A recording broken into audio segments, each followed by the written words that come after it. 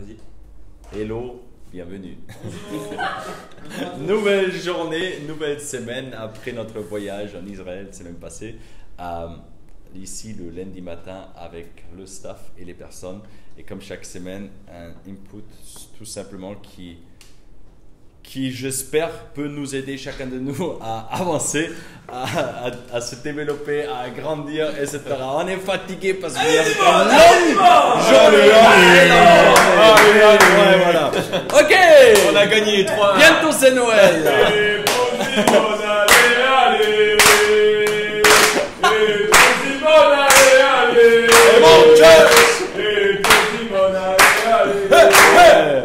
Ouais. Ok, on est tous d'accord que avec le PP, en fait, on veut voir un mouvement d'implantation d'église. Et merci.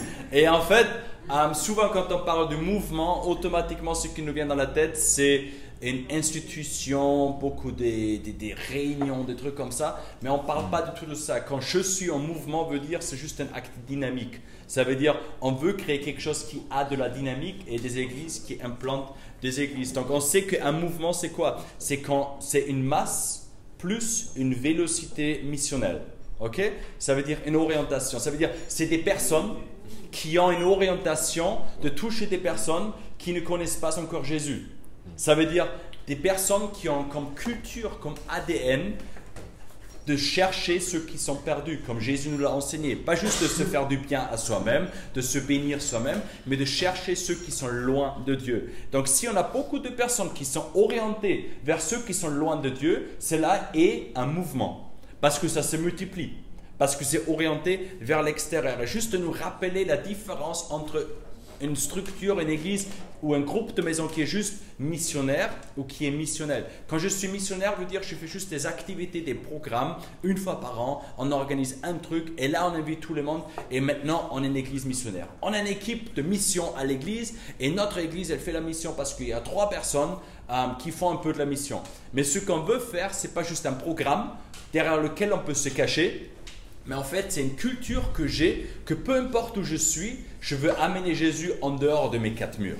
Ça veut dire, si je fais les courses, si je suis avec ma famille quelque part, si je suis avec mes voisins, si je suis à une rencontre à l'école avec mes enfants, etc., moi, je ne veux pas juste dire, ah ben c'est pas maintenant le programme de l'église, moi, je veux amener la bonne nouvelle là où je suis. Ça, c'est missionnel. Ça veut dire, je ne me cache pas derrière une activité, un programme créé par une structure, mais je suis le programme. Je suis la réponse. Je ramène l'évangile là où je suis. Ça, c'est une orientation missionnelle que chacun prend sa responsabilité. Et des fois, il y a des personnes qui pensent que est-ce qu'il faut plus de qualité ou de quantité à l'église? Donc, est-ce qu'il faut d'abord plus de personnes ou plus de qualité? Et je pense que l'un n'enlève pas l'autre et il nous faut chercher la qualité et la quantité.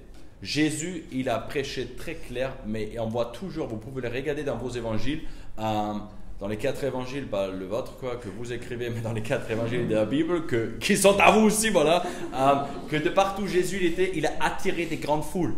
Ça veut dire qu'il était très clair, mais au même moment, il a attiré beaucoup de monde. Et j'aimerais vous partager un verset qui est un des versets phares pour nous en tant qu'EPP, en tant qu'Église, et ceux qui sont là depuis plus longtemps, vous le connaissez.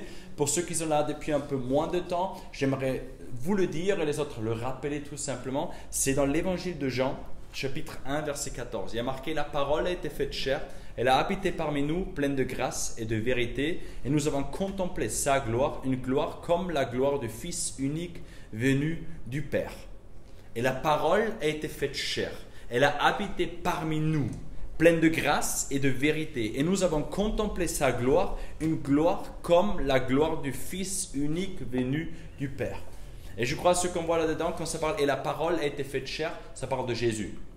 Ça veut dire, c'est lui qui était annoncé, le Messie, parmi tous les prophètes de l'Ancien Testament. Dieu même a été fait chair. Il est venu et il a habité parmi nous. Ce qui est chaud quand même, parce que Jésus est venu et il a vécu vraiment comme ils ont vécu à cette époque-là. Vous savez que Dieu, il est le même hier, aujourd'hui et pour toujours. Ça veut dire Dieu, il savait déjà tout le confort que nous avons aujourd'hui.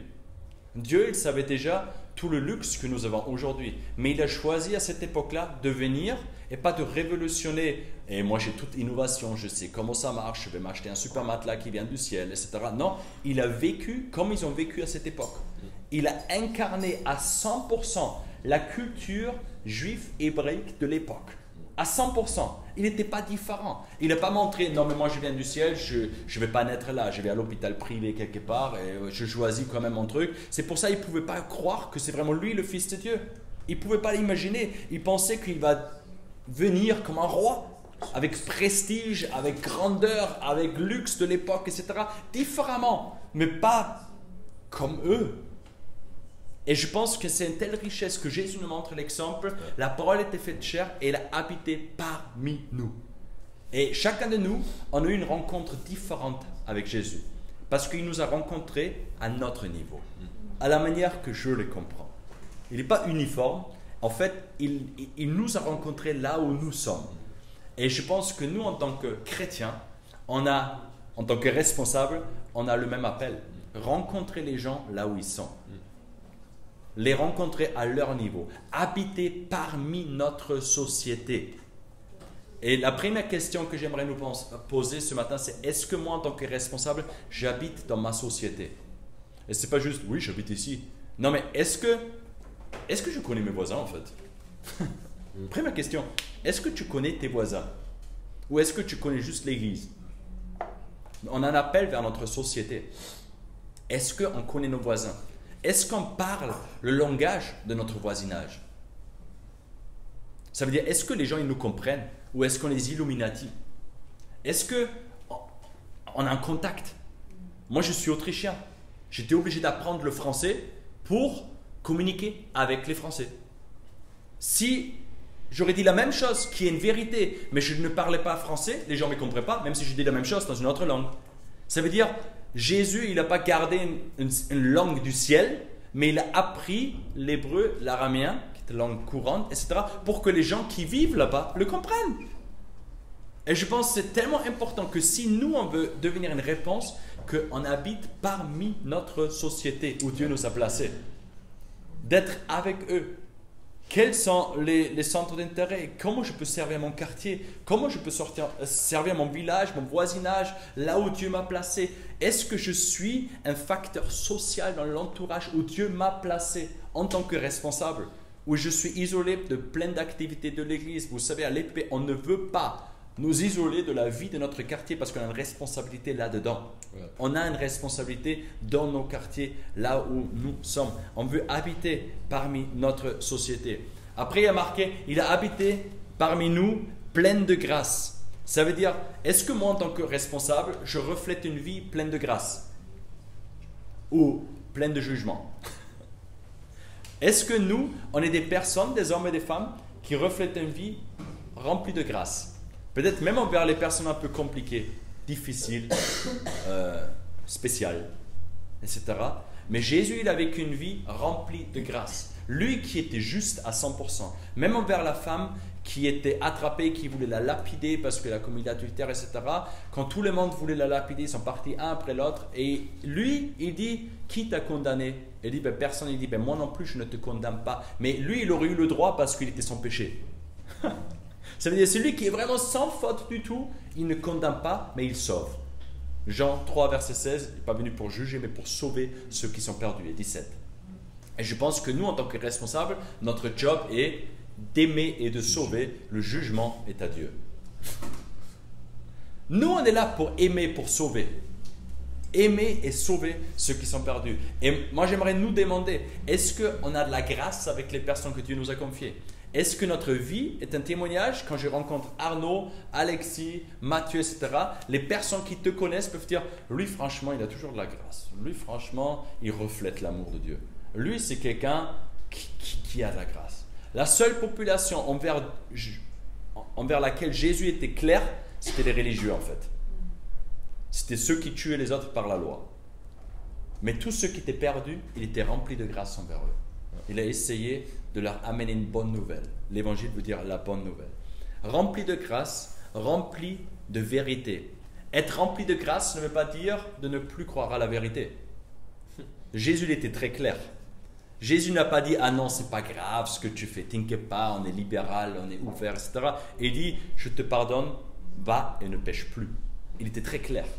Il était rempli de vérité. Il n'a pas fait un mix de tout, etc. Il était très clair.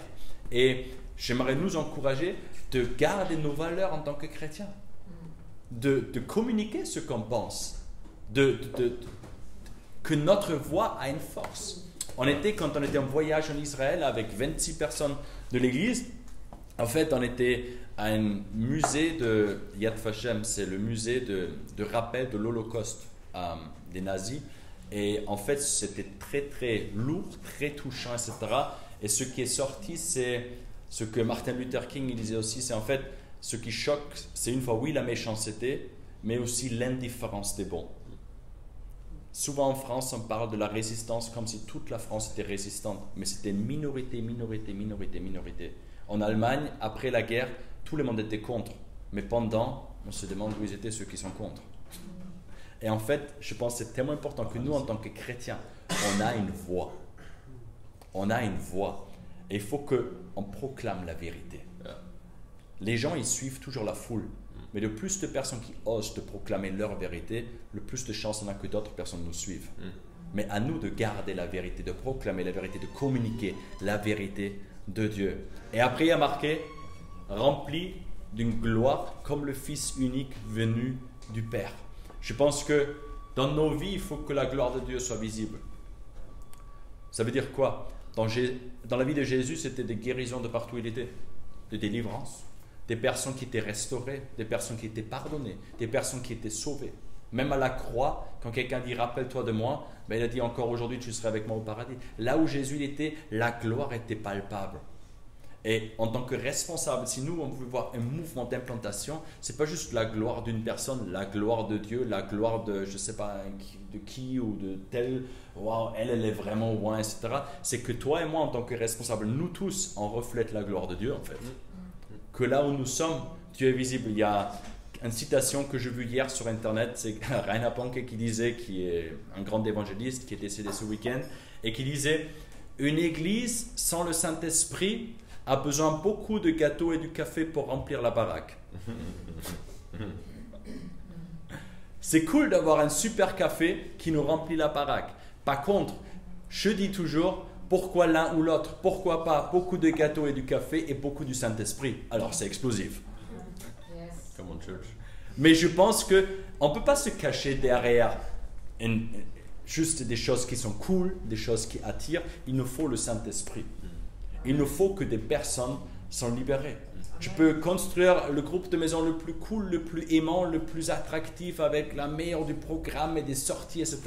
Si le Saint-Esprit n'est pas là et il ne touche pas les personnes, il convainc du péché, on n'a pas des baptêmes, on n'a pas des personnes qui sont guéries, cela meurt tôt ou tard, quoi. Ça ne marche pas. Et on est là pour construire le royaume de Dieu et pas juste un centre d'animation, de loisirs. On est là pour bâtir le royaume de Dieu. Et j'aimerais nous encourager, nous lancer un challenge. Vivant en tant que responsable ces dimensions. Habitant parmi notre société, regarde qu'est-ce que toi tu peux faire pour faire connaissance avec ta société. Ça veut dire ton entourage là où Dieu t'a placé. Qu'est-ce que tu peux faire? Vivant rempli de grâce, rempli de vérité et rempli de gloire. Et peut-être là, si tu vois que le Saint-Esprit est en train de te dire, ok, là, peut-être il faut faire quelque chose, peut-être la gloire, elle manque un peu, peut-être la vérité manque un peu, peut-être la grâce manque un peu, peut-être, je ne connais pas du tout mes voisins ou là où Dieu m'a placé. Alors, je t'encourage cette semaine, fais une activité pour changer ça. Pour qu'on vive cet équilibre, comme Jésus nous l'a montré, rempli de grâce au milieu de notre société, rempli de vérité et rempli de gloire. Et je nous promets, on verra un mouvement de multiplication parce que toi et moi, on va refléter le caractère de Jésus tout simplement. Amen. Seigneur, je te remercie que toi, tu es notre exemple et on veut devenir